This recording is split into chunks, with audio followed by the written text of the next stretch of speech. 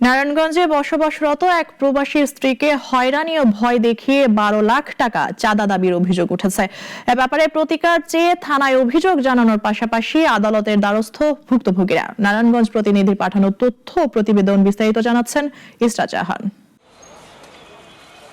ফতুল্লার রূপায়ণ আবাসিক এলাকায় দুই কন্যা সন্তানকে নিয়ে বসবাস করেন গৃহবধূ রুমানা ইসলাম রিয়া। তার স্বামী সোহরাব হোসেন থাকেন পাপুয়া নিউগিনিতে।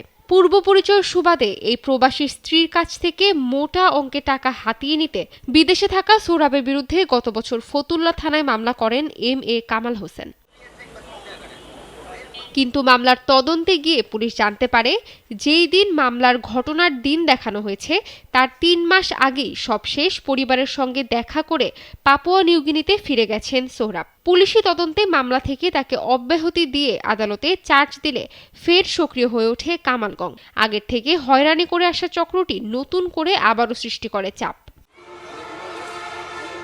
এ নিয়ে সংবাদ সম্মেলন করে রুমানা অভিযোগ করেন, চক্রের সদস্য কামাল হোসেন নিজেকে সাংবাদিক পরিচয় দিয়ে তার চেনা জানা পুলিশ সদস্যদের নিয়ে প্রায় রাতে তার বাড়িতে গিয়ে হয়রানি করে। তারা হয়রানি বন্ধে 12 লাখ টাকা চাঁদা দাবি করেন। এমনকি রুমানার আইনজীবীকে ডেকে নিয়ে সে পরিমাণ টাকা না দিলে দেখে নেয়ার হুমকি দেন।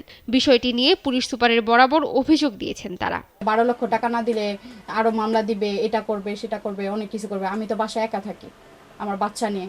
ও মাঝরাতে আমার বাসার নিচে ঘোরাঘুরি করে সব সময় লোকজন নিয়ে। আপনাকে 12 লাখ টাকা না 12 টাকা দিবে না, কারণ ওরা ওরা সৎ আছে, সতের পক্ষে আছে, ওরা কখন আপনাকে টাকা দিবে না। বলতেছে ঠিক আছে, তাহলে আমরা আমাদের ব্যবস্থা নিব। প্রবাসী স্ত্রীর এমন অভিযোগের তদন্তে চক্রের বিরুদ্ধে আইনি ব্যবস্থা নেওয়ার কথা জানিয়েছে জেলা পুলিশ। রুমানা ইসলাম রিয়া কর্তৃক আমরা একটা অভিযোগ পেয়েছি। অভিযোগটি ছিল তার কাছে জরুরি ব্যক্তি চাঁদা দাবি করতেছে। চাঁদা যদি না দেয় তাহলে তার এবং তার স্বামীর বিরুদ্ধে মামলা রুজু করবে এবং পুলিশে হয়রানি করবে। এই অভিযোগ পাওয়ার পরপরই আমরা ফতুল্লা থানা পুলিশ কর্তৃক একজন অফিসার নিয়ে করেছি, ঘটনার সত্যতা যাচাই করেছি। যদি সত্যতা পাওয়া যায় অবশ্যই আমরা মামলা নিয়ে অভিযুক্ত ব্যক্তিকে আইনের আওতায় নিয়ে আসবো। মূলত সচ্ছল পরিবারকে টার্গেট করে ভুয়া মামলা দিয়ে হয়রানি ও ভয়ভীতি দেখিয়ে অর্থ লুটে নেয় বিভিন্ন পরিচয়ধারী এ প্রতারক চক্র। এমন ঘটনায় ভুক্তভোগীদের আইনি সহযোগিতার আশ্বাস দিয়েছে জেলা পাবলিক প্রসিকিউটর।